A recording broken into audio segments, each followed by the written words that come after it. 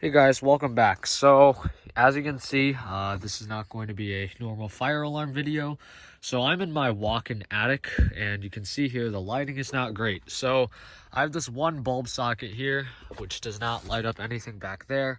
It's super dim, so that's unfortunate. And then over here, there's absolutely no lighting. You'll have to excuse the mess also. The only bulb socket is all the way down there, and obviously the camera's going to compensate for the light, but it is just too dark to see anything in here. So what I'm going to be doing is I'm going to be running wire from that over to this, and then installing a fluorescent fixture to hopefully, add some light in this corner. And then also I'm going to be putting a different style of light over there, so that way hopefully things are a little brighter. So anyways, you can see I brought all my crap up here. So I've already started disassembling this light. So you can see, obviously you're going to turn off the power, which is why I'm using the light on this. So what I'm basically going to do, you can see I brought this Romex. This is just some older Romex I have. It's 12 gauge, so it's a little bit bulky for this application, but it's fine because it's better to go a little thicker than to use wire that's too thin. So basically this should be pretty easy. I'm just going to go out of this box and then go over maybe about 3/4 that way and then install my new fixture. All right, so usually I just splice it, but because these have 2 terminals, I ended up just using these.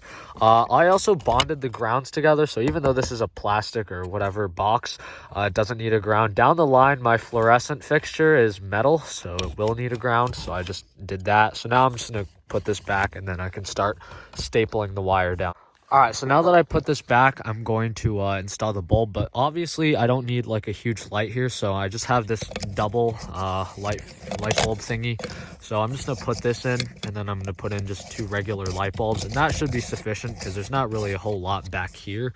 So I'm just gonna use bulbs. Okay, so basically I'm just gonna staple the cable close to the box, and then periodically as I run it along the wall, I'll just staple it every other stud or so. So let's go ahead and do that. So this looks about right. And then just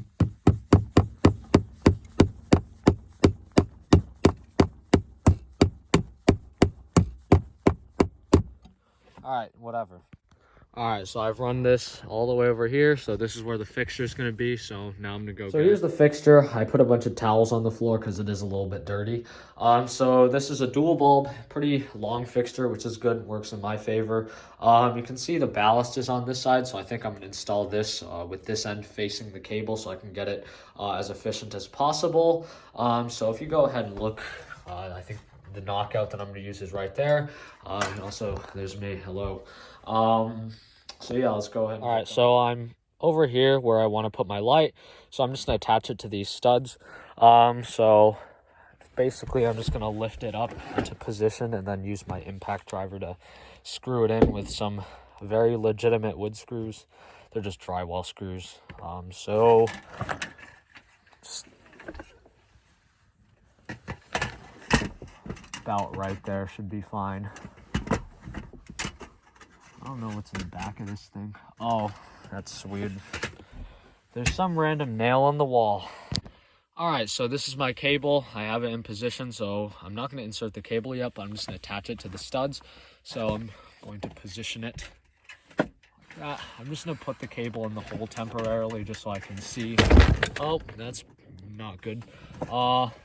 Just so I can see if I have enough slack, which it appears I do. And now I'm going to go ahead and attach this to the studs with my impact driver and some very legitimate wood screws. They are just drywall screws, but drywall screws are pretty good for most applications, even though they're technically not designed for them. So I'm just going to move it over slightly. And right there looks pretty good.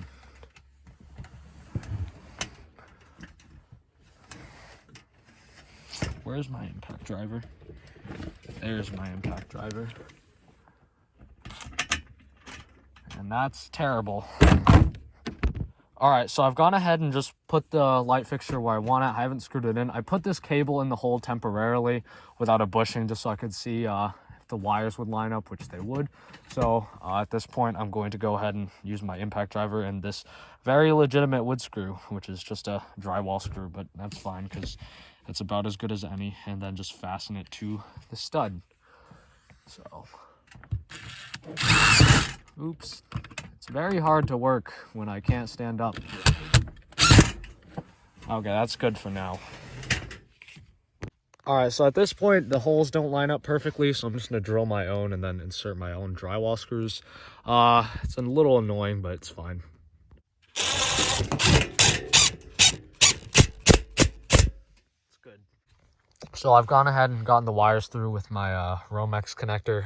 The grounding screw's all the way over there, so I'm just gonna run a little bit of thin or THHN over here and then wire it, and then we should be good. So at this point, everything is grounded and done, so I'm going to put this cover back on.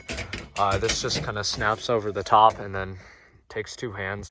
And then finally, I ended up installing one of these very bright LED garage lights. I have some of these in my garage and they're actually pretty good.